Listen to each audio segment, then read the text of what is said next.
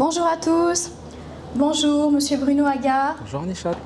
Vous êtes docteur de l'Université de Paris-Saclay, chercheur associé au laboratoire SLAM de l'Université d'Évry-le-Val d'Essonne depuis 2012 et vous enseignez au CUFR l'anglais de la civilisation économique.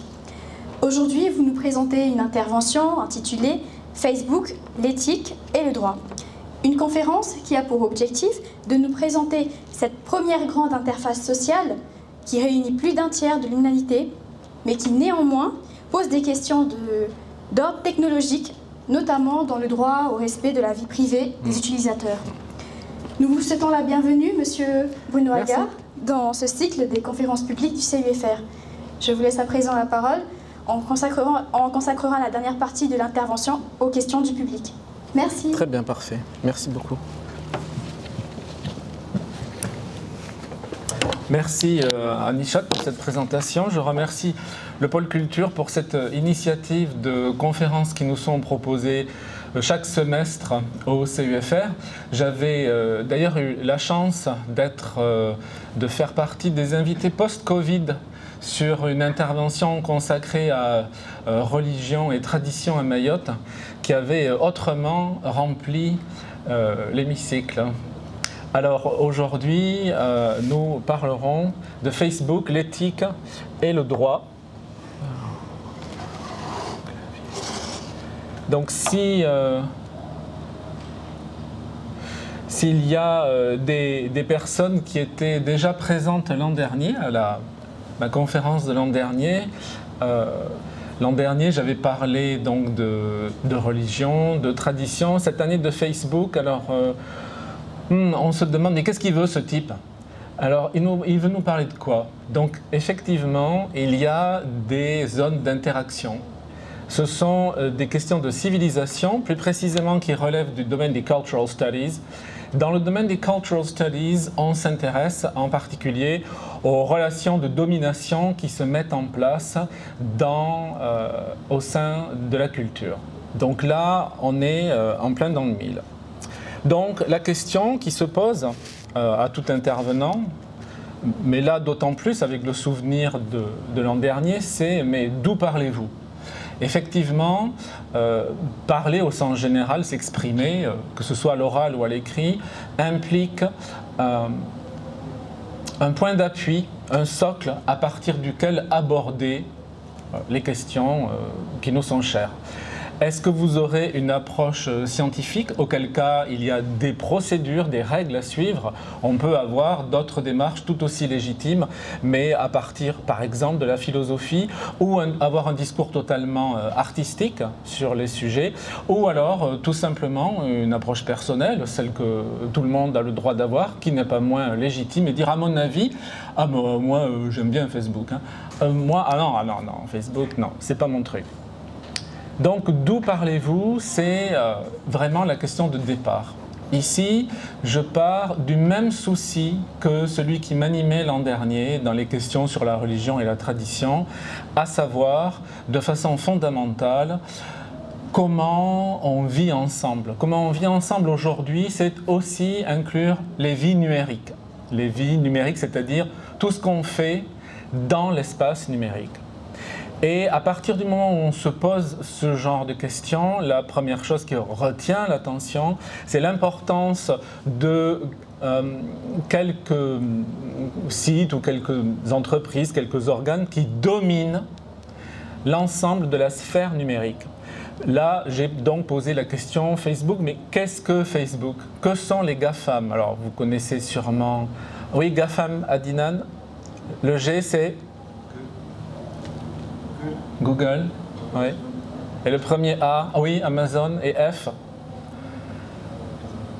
Bah oui, bien sûr. Facebook. A, les téléphones. Apple. Et M? Plus fort? J'ai entendu. J'ai chuté plus fort alors. Microsoft, bien sûr, oui, qui, à eux 5, il faut quand même garder la proportion des choses, et ça c'est un axe d'approche important aujourd'hui. garder à l'esprit de quoi on parle. Les GAFAM, ces 5 entreprises, c'est environ, hein, on n'a pas besoin de chiffres précis, d'autant plus que les fluctuations boursières sont permanentes, mais là on parle de l'ordre de 4 trilliards de dollars, ça fait quand même 4 000 milliards de dollars, ce qui est supérieur au produit national brut français pour une année, qui est de l'ordre de 3,1 trilliards. Donc là, on parle d'un ensemble qui a économiquement la puissance que pourrait avoir le 5e pays le plus industrialisé au monde. Donc on n'est pas en train de parler du sodicage du coin. Gardons la proportion des choses. Alors concernant très brièvement, pour résumer, l'origine, la croissance, la force actuelle de Facebook, sinon si je ne résume pas, on va y passer l'après-midi. Donc il a été créé en date de naissance de Facebook, l'année 2000, combien? Il a presque 20 ans. 2004, créé par Mark. Je vais vous le montrer tout à l'heure. Mark Zuckerberg, Eduardo Saverin et également, moins connu, Dustin Moskovitch et Chris Hughes, qui étaient étudiants dans la même université à...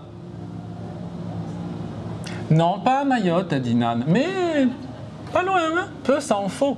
À Harvard, aux États-Unis, très prestigieuse université, tous nés dans la première moitié des années 80. Donc la même génération, la même inspiration, le même désir de changer le monde.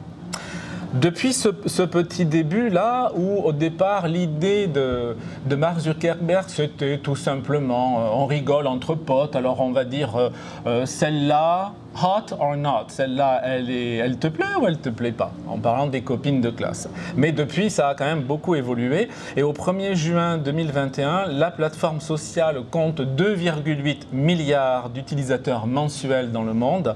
Donc effectivement, ça correspond à un peu plus d'un tiers de la population mondiale, mais si on va jusqu'au bout du calcul, il y a quand même la frange de 0 à 13 ans qui fait environ 25% de la population mondiale qui ne peut pas faire partie des utilisateurs de Facebook, ce qui ramène le chiffre total à prendre en compte à 6 milliards et donc on se rapproche des 50% de l'humanité, tout de même, qui utilise un utilisateur mensuel de la plateforme.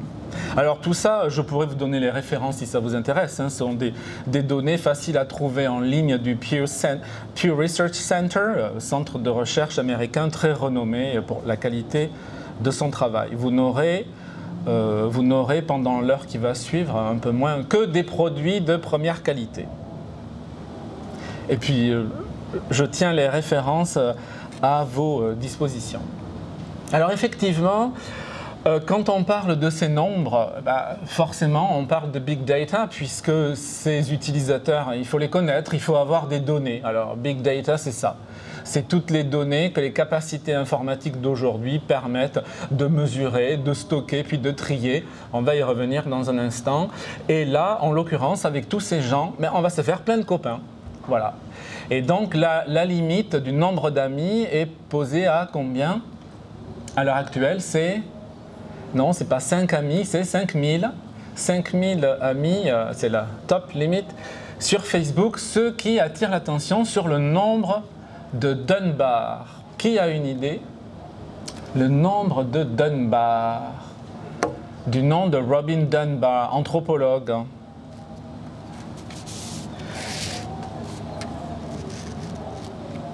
Eh bien, cet anthropologue, dans ses travaux, a publié en 1992 ce qu'on appelle maintenant familièrement le Dunbar Number, le nombre de Dunbar, qui établit qu'une personne pourrait entretenir un maximum de relations sociales maintenues dans le temps, donc sans laisser tomber personne, connaître les gens, entretenir le rapport social avec un groupe maximum d'environ combien de personnes? Est-ce qu'on arrive vraiment à maintenir des relations sociales stables en connaissant les gens avec 5000 amis, enfin amis entre guillemets, à la Facebook? Ben non, évidemment non. 120, 200 maximum. Le nombre de Dunbar s'établit autour de 150, ce qui historiquement correspond également au groupe fermier du néolithique, hein, des chasseurs-cueilleurs. Donc on retrouve cette échelle de l'unité des communautés humaines. Donc déjà, ça interroge.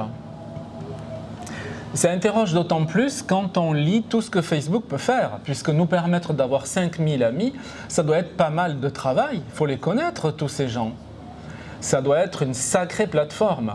Mais alors, si on nous décrit le produit, on voit tout ce qu'il peut faire pour nous, et puis à la fin, on nous demande, mais combien croyez-vous que tout ça doit coûter? Oh, ben, ça doit être cher, hein? Pour faire marcher tout ça. Eh ben non, c'est gratuit. Alors, on ne manquera pas de s'en étonner. Gratuit, mais pourtant très riche. Très, très riche, Facebook, hein? J'ai donné quelques chiffres avec des points d'interrogation pour vous interroger. Je vais vous interroger aujourd'hui. La valorisation en bourse de Facebook. Alors, on commence par juillet 2016. Vous voyez, 346. Janvier 2020, 631. Et juillet 2021, 1. Alors, ça correspond à quoi? 346. 346 quoi? Pas 346 $, hein? Quand même.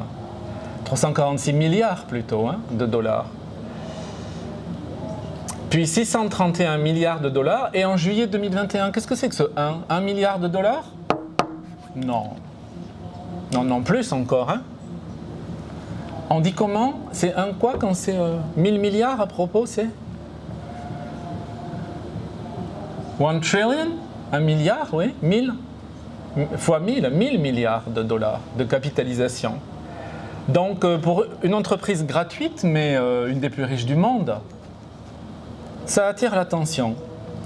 Le seuil symbolique, hein, de 1000 milliards de dollars atteint fin juin, début juillet 2021. Ça a beaucoup baissé depuis, mais ça, c'est le jeu des fluctuations boursières, ce qu'on appelle la volatilité en macroéconomie.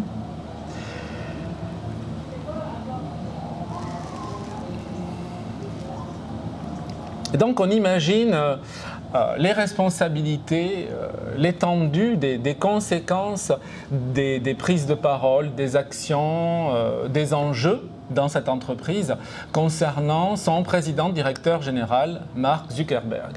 En particulier, je mentionne R&D, recherche et développement, bien sûr, hein, montant de R&D en 2020. Uniquement cette année-là, 18,5 milliards de dollars. Alors pour se donner un ordre de grandeur, c'est à peu près la moitié du budget militaire de la France cette année-là. Donc on n'est pas en train de parler, je l'ai dit, je le répète, hein, d'une entreprise qui fonctionne sur le modèle des autres. Quand on a ce niveau de popularité, ce degré de réussite et des finances que beaucoup de pays dans le monde n'ont pas, on travaille à un certain niveau de responsabilité et on a des projets que les autres entreprises ne rêvent même pas d'avoir. 18,5 milliards de recherche et développement. Alors, dans ce contexte-là, rapidement résumé, quand j'ai parlé à un certain nombre de personnes, hein, surtout des jeunes, des étudiants que je vois au quotidien, et souvent ils utilisent le terme de client. Les utilisateurs se projettent comme les clients de Facebook. Et donc je leur demande combien ils payent s'ils sont clients.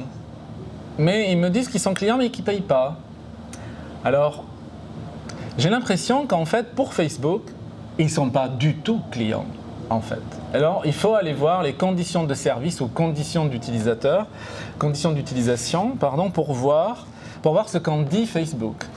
Facebook ne dit pas que les utilisateurs sont les clients. C'est bien pour ça qu'ils utilisent ce terme. Ils utilisent le terme d'utilisateur et le terme de personne. Jamais de client. Donc, si vous les lisez, vous savez, on sait, nous savons, en utilisant Facebook, qu'on n'est pas ses clients. Et ils le savent aussi.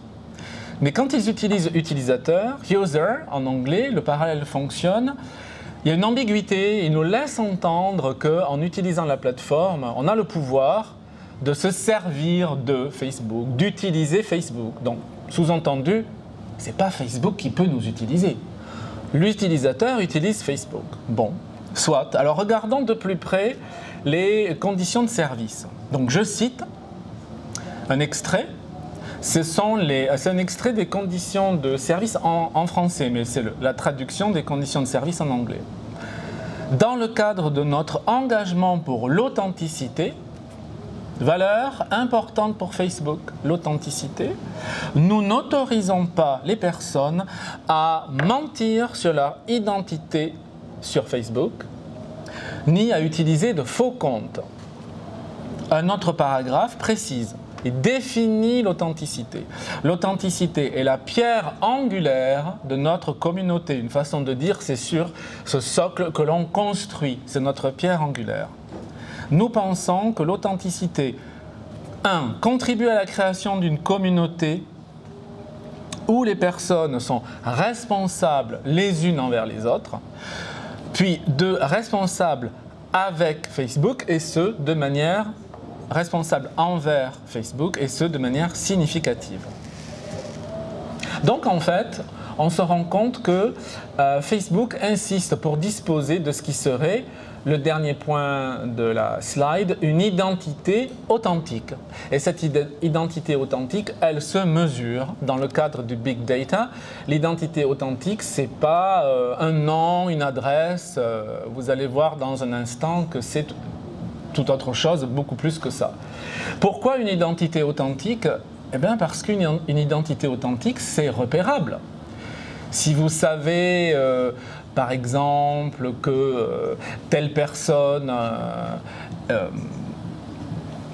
est fan d'une marque de vêtements, on va dire, ou ne mange que telle marque de conserve de pois chiches, ben peut-être que vous pouvez vendre des profils, peut-être que vous pouvez vendre soit des profils, soit vous achetez les... Vous permettez, pour faire plus simple, vous permettez aux entreprises de faire de la publicité aux personnes concernées. C'est comme si vous vendiez les profils. Et donc une identité authentique, c'est, du point de vue de la gestion des données, c'est monnayable. Donc l'expression des usagers sur l'interface doit fidèlement refléter leur identité. Alors c'est d'abord leur nom, leur âge, leur lieu de vie, leur orientation sexuelle, leurs opinions politiques, leurs croyances religieuses, leur centre d'intérêt, leur passe-temps, leur philosophie de vie, etc. Ça commence par ça, mais ça va beaucoup plus loin. Alors, vu l'ensemble des données que je viens de mentionner et que Facebook accumule, enregistre, gère, revend sur une quantité de personnes inégalable dans le monde, Mark Zuckerberg, le créateur, a été choisi personne de l'année 2010. Alors les personnes de l'année par Time, qui est une publication extrêmement importante, diffusée partout dans le monde, hein, très importante culturellement. Ces personnes sont choisies en fonction de leur importance, de leur signification culturelle. Qu'est-ce qu'elles apportent au monde? Qu'est-ce qu'elles changent? Quel est leur poids collectif dans la communauté, pour la communauté. Et donc je disais que, je referme la parenthèse de la couverture de Time, mais très significative, hein, ce n'est pas juste une anecdote.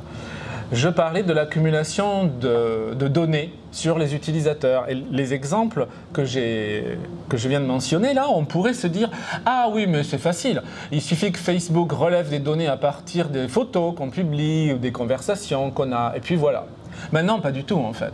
Bien sûr, ils le font. Mais ça, contrairement à ce qu'on croit, ce n'est pas une partie très importante du relevé d'informations sur les usagers. En fait, on appelle ça des trackers. C'est-à-dire qu'en fait, on est suivi par des petits logiciels partout, c'est-à-dire sur Facebook et en dehors du site. On est suivi par des cookies. Alors là, je pense que tout le monde sait à quoi ça peut correspondre, mais aussi des web beacons, en français des balises Internet, ou des pixels appelés pixels invisibles, parce que ce sont comme des images, mais qu'on ne voit pas. Et ces petits outils suivent l'utilisateur sur l'ensemble d'Internet et transmettent les données.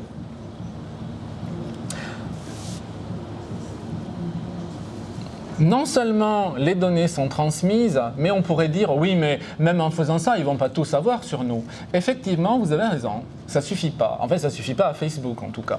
Facebook utilise depuis au moins 2016 un moteur qui s'appelle FB Learner Flow, un flow d'apprentissage, en fait, qui apprend. C'est un système auto-apprenant, qui est une caractéristique de l'intelligence artificielle, qui permet, à partir d'une très importante masse de données, de faire des prédictions, c'est-à-dire de combler les vides de ce dont vous ne parlez pas dans vos vies.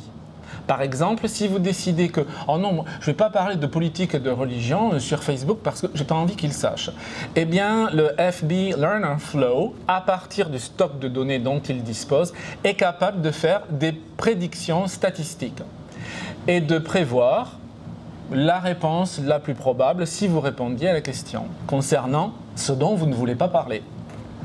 Donc ils ont cet outil qui est capable de faire des prédictions à partir de ce qui est connu. Mais quand vous utilisez une base de données de 2 à 3 milliards de profils d'utilisateurs, c'est sûrement plus facile de faire des corrélations entre telle donnée de la vie d'une personne et telle autre donnée qui fait défaut dans le système.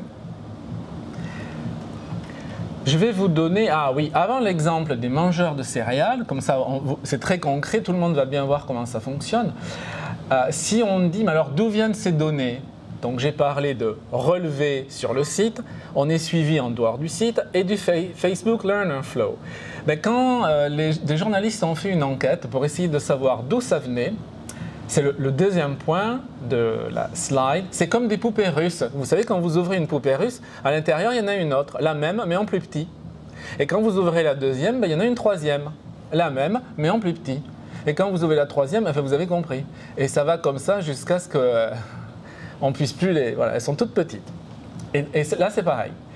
Si vous vous demandez d'où viennent toutes ces données dans Facebook, au-delà des techniques que je viens de résumer, vous verrez que Facebook achète, comme quoi c'est rentable. Facebook achète des données à ce qu'on appelle des data brokers. Alors en français, ça doit être data brokers, entreprise de courtage en données numériques. C'est plus simple en anglais, hein. Comme par exemple Axiom. Axiom, mentionné entre parenthèses, prétend posséder une moyenne de 1500 données individuelles sur plus de 500 millions de profils dans le monde. Ça fait pas mal. Et alors cette quantité est tellement importante que ça peut servir Facebook, qui achète pas seulement auprès d'Axiom, mais qui achète des données auprès des data brokers. Alors l'exemple, les enfants mangeurs de céréales, voilà. Voilà, c'est comme ça, on ne sait pas comment ça va tomber, et voilà. Alors, pour vendre les publicités, son espace publicitaire aux annonceurs, il faut que Facebook s'engage. Il s'engage parce que c'est très cher, en fait, parce qu'ils les vendent aux enchères. Donc, il n'y a pas de prix fixe. Plus les annonceurs en veulent, plus c'est cher. Alors les annonceurs payent, mais ils sont très regardants, parce que ça leur coûte cher. Donc ils demandent un retour en termes de qualité. Et le retour en termes de qualité, c'est un pourcentage de clics sur les annonces de la part des utilisateurs de Facebook. Alors Facebook a intérêt d'assurer, entre guillemets, s'ils veulent continuer à vendre. Donc voilà l'exemple.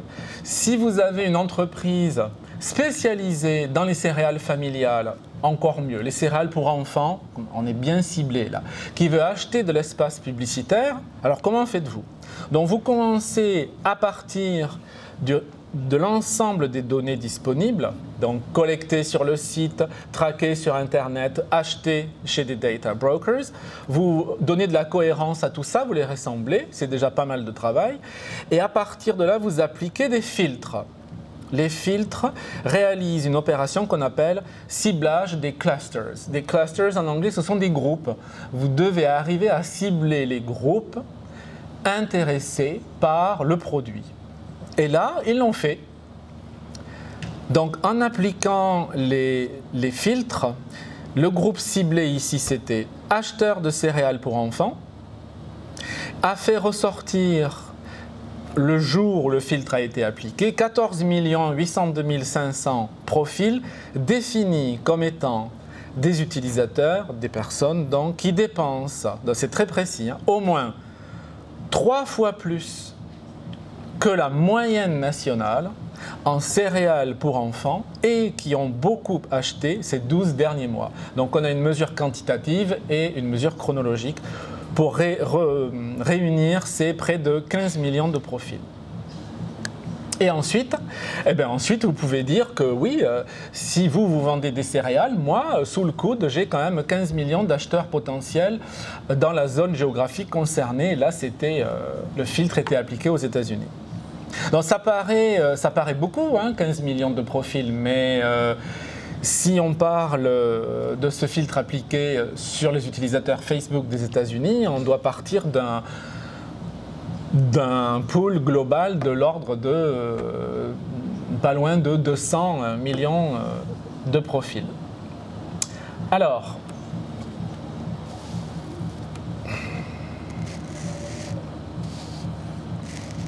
le problème ici qui apparaît petit à petit, c'est cette fiction technologique de l'identité unique qui exige d'un côté la cohérence des données. Le problème, ce n'est pas le nom de la personne. Vous pouvez vivre sous un pseudonyme. Le problème, c'est la cohérence des données. Et votre nom, il fait partie de cette cohérence-là. Et c'est pour ça qu'ils en ont besoin. Et cette fiction technologique, c'est une fiction. C'est une fiction parce qu'on a le droit d'avoir un nom de naissance, un nom d'artiste, un nom d'écrivain, un nom de performeur. Si vous montez sur scène pour chanter, vous avez le droit d'avoir un nom d'artiste aussi, n'est-ce pas ?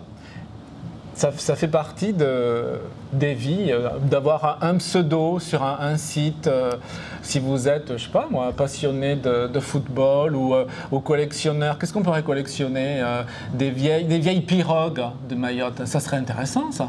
Regardez comment les pirogues évoluent avec le temps dans l'eau, là. Comment ça marche, les pirogues. Ça m'intéresse, moi. Donc, c'est comme si on avait plusieurs vies en fait, une vie professionnelle, une vie personnelle, une vie de passionné. On peut être, hello students, on peut se passionner pour les pièces de William Shakespeare. Et alors on est connu sous tel nom, dans tel milieu. Ben non, ça va pas, ça plaît pas à Facebook ça. Et donc cette fiction de l'identité unique pose problème. Alors, elle a posé problème des drag queens américaines au printemps arabe. Donc, je vais donner un petit... oh là là, alors je suis affreusement en retard. Donc, je vais donner un exemple très rapide.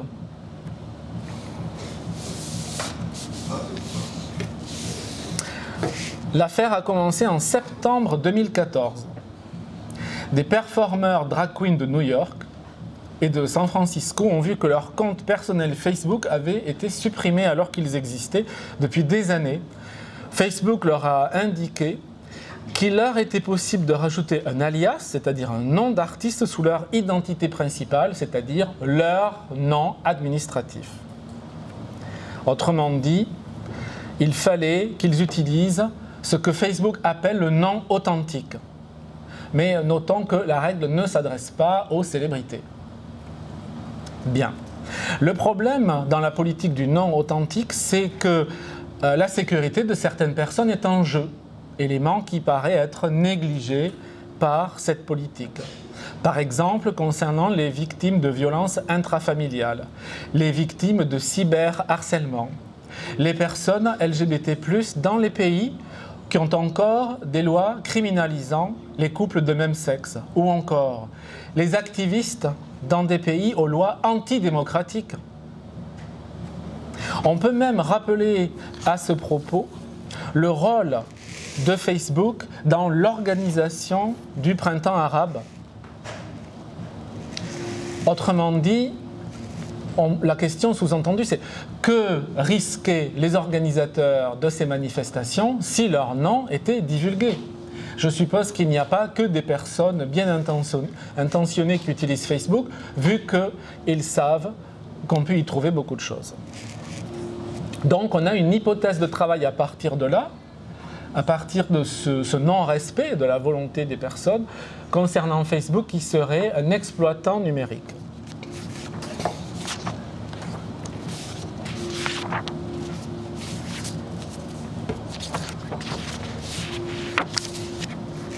Alors ici, j'ai mis en tableau, pour que ce soit facile à résumer, un certain nombre d'éléments, des obligations, des interdictions. Les obligations des conditions d'utilisation, Facebook exige l'authenticité de ses utilisateurs, exige qu'ils utilisent une seule identité. Les conditions d'utilisation interdisent donc de mentir à son sujet, mentir à propos de soi, ou d'avoir plusieurs comptes. Les buts annoncés, puisque là on est classification axiologique, ça veut dire des valeurs, les valeurs qui comptent pour Facebook. Dans les buts annoncés, on a valeur numéro 1, faire communauté, l'expression c'était connect the world. Et responsabilité relationnelle, comme il a été précisé dans le deuxième paragraphe que j'ai cité. Et maintenant, les valeurs, entre guillemets, c'est-à-dire qu'il ne s'agit pas de valeurs sociales, sont des valeurs fabriquées par Facebook et qui sont encouragées ou découragées. Donc on a, concernant l'authenticité, c'est une valeur encouragée qui concerne l'adéquation de ce que je vais dire sur la plateforme, de ce que je vais faire qui correspond à qui je suis. L'authenticité, donc l'adéquation. Mentir serait l'inadéquation. Si je mens, mon profil d'utilisateur n'est plus cohérent. Et donc, je suis moins rentable. Si je suis moins cohérent, je suis moins monnayable. Si j'ai plusieurs comptes, c'est pareil. Plusieurs comptes, d'accord, à condition que Facebook trouve le moyen de les réunir. C'est du travail en plus, ça coûte de l'argent. Une seule identité, c'est l'adéquation avec soi-même. Dire qui on est, être cette personne. Et dans les buts annoncés par Facebook, il s'agit de faire communauté, donc adéquation collective, on est tous bien ensemble parce qu'on est qui on dit qu'on est, et responsabilité relationnelle envers les autres et envers Facebook. Le problème, c'est que si on prend pour critère d'analyse la norme légale et le respect de la vie privée, la présentation que fait Facebook ne tient pas la route. Alors, c'est pas moi qui le dis, c'est l'affaire Cambridge Analytica qui a existé de 2013 à 2018, seulement 5 ans, à cause d'un scandale, énorme le scandale. Ça a commencé en 2013 à Londres. C'est un cabinet d'analyse politique qui a été fondé par Robert Mercer, un soutien de l'ancien président Trump, qui voulait acheter des profils de potentiels électeurs républicains, puisque Facebook, c'est tout. Pourquoi pas? Alors, pour avoir ces données-là, ils ont payé un certain Alexander Kogan qui travaillait en psychologie sociale à l'université de Cambridge. Ils l'ont payé 800 000 $. Ça marche, le Data Brokers. 800 000 $ pour pouvoir utiliser son application This is your digital life. Tout attaché en un seul mot. C'est votre vie numérique. This is your digital life. Et permettre aux utilisateurs de Facebook de télécharger l'application. Alors, il n'y a pas beaucoup de gens qui l'ont fait, mais il y a tellement d'utilisateurs sur Facebook que même si c'est un infime pourcentage, il y a quand même environ 270 000 personnes qui ont téléchargé l'application. Et cette application permettait le téléchargement des données sans demander l'autorisation. C'est bien le problème. Des données personnelles de l'utilisateur et, heureusement que vous êtes assis, tenez vos biens, de tous leurs amis. C'est complètement illégal. Alors, la chose a été dévoilée par ce qu'on appelle whistleblower, comment on dit, whistleblower, lanceur d'alerte. Il faut que je révise mon français. Hein. Christopher Wylie.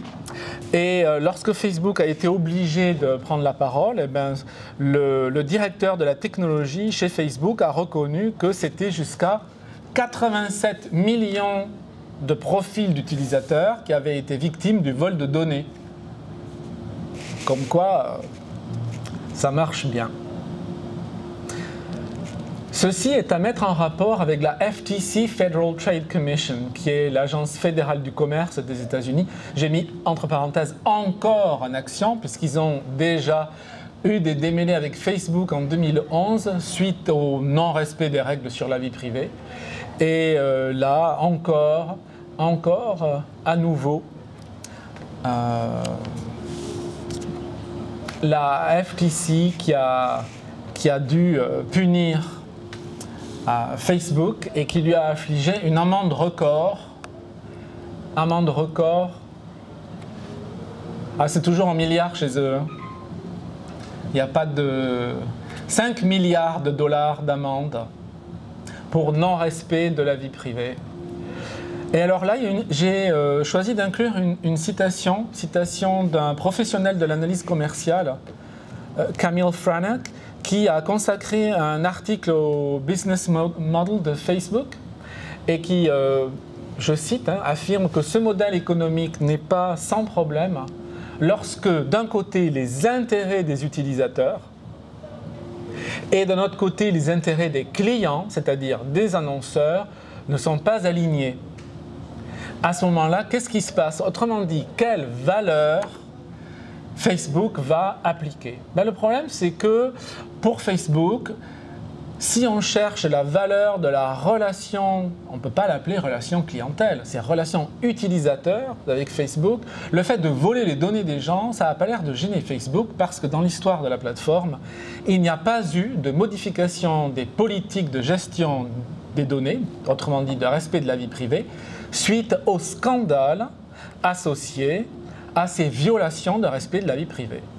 Chaque fois que les politiques de Facebook ont évolué, c'est sous l'effet d'une autre partie prenante, les régulateurs. Autrement dit, ceux qui imposent la loi. Par exemple, la FTC, Federal Trade Commission, qui a en 2018 infligé l'amende de 5 milliards de dollars. Donc là, on a dans les parties prenantes de l'écosystème la matière première. Sorry guys. La matière première, c'est nous. Hein? Yes. Sorry. Les régulateurs, je viens de les définir, et les clients, les annonceurs. Voici l'écosystème qui permet de lire les équilibres, les forces. Ah, très bien. Il en manque. Il manque des slides qui ont disparu depuis tout à l'heure. Voilà. Donc, comme elles ont disparu, je vais continuer sans les supports visuels. C'est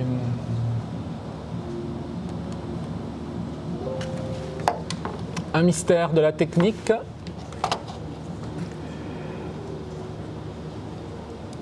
OK. Donc, si on veut comprendre comment l'écosystème fonctionne, on a 3 discours enchâssés les uns dans les autres. Au centre, on a le discours le plus solide et le plus permanent. C'est le discours de Facebook envers l'interface, c'est-à-dire un discours technique, un discours interne. Tout le monde sait comment Facebook fonctionne. Personne ne croit que les clients sont les utilisateurs ou que la relation utilisateur a de la valeur.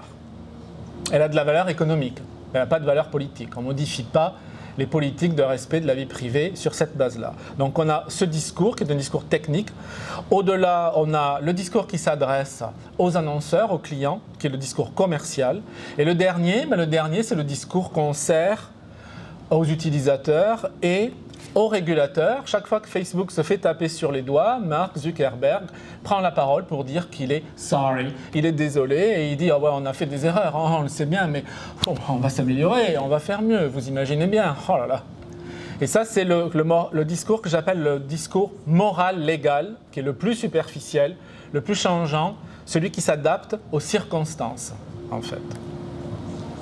Un article indiquait un article historique indiquait, en faisant l'histoire des violations du respect des données et de la vie privée de 2006 à 2018,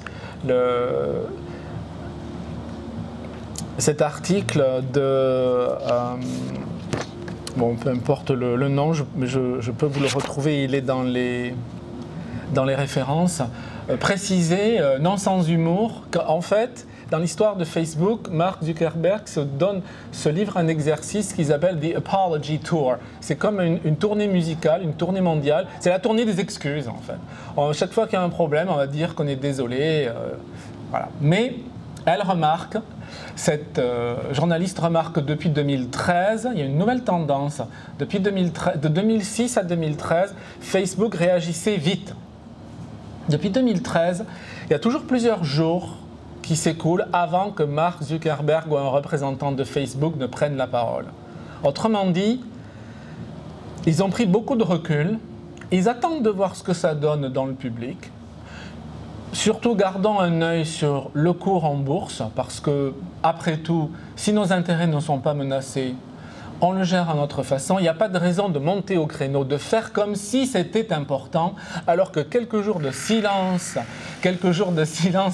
ça tombe bien, quelques jours de silence dans la presse va envoyer le message, par défaut, le message qu'en fait tout ça n'est pas bien grave. Allons, ne nous formalisons pas. Par exemple, suite au scandale Cambridge Analytica, Mark Zuckerberg a mis 5 jours avant de réagir publiquement, alors que Facebook était au courant de la violation du respect des données privées depuis, d'après les articles, depuis au moins 2 ans. Donc c'était pas un choc. On ne leur a rien appris quand la chose a été divulguée. Donc en fait, en guise de conclusion, mais là, voilà, je ne peux vous servir un support pour la conclusion. Ce qui ressort, c'est un défaut d'alignement, on l'appellera comme ça, un défaut d'alignement entre les discours de Facebook, on a vu qu'il y en a 3 qui ont des contenus différents, un défaut d'alignement également entre les valeurs et les pratiques, ce qui mène en fait à souhaiter que Facebook continue, c'est une conclusion bien provisoire bien évidemment, ce qui mène à souhaiter que Facebook continue à travailler son modèle commercial, continue à s'ouvrir sur le monde qui l'entoure, à mettre en valeur, à mettre en action plutôt les valeurs qu'il professe et à travailler à être un modèle de plus en plus intégré et de plus en plus fidèle à ces valeurs humanistes et positives. Voilà, merci à vous pour votre attention, même si